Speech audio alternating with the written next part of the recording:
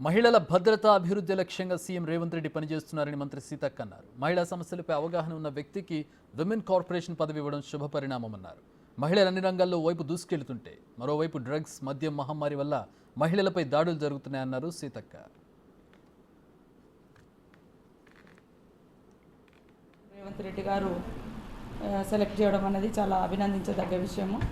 ఎందుకంటే రోజు రోజు మహిళల సమస్యలు కూడా ఒక కొత్త రూపంలో వస్తున్నాయి. మనం ఈ సమాజం అభివృద్ధి చెందిందని మనం భావిస్తూ ఉన్నాం. అభివృద్ధి చెందింది చాలా విషయాలలో మహిళలు అన్ని రంగాల్లో ముందుకు వస్తున్నారు.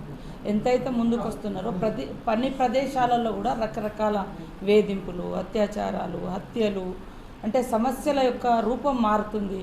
వాటి పరిష్కారాన్ని లీగల్గా చూసుకోకుండా కొన్ని రకరకాల హ్యాబిట్స్కు ఈరోజు ఈ సమాజంలో ఎక్కువ మన తెలంగాణలో కూడా గంజాయి లాంటి అవి ఎక్కువ అడిక్ట్ అయిపోయి మహిళల మీద కూడా దాడులు పెరుగుతున్నటువంటి పరిస్థితి.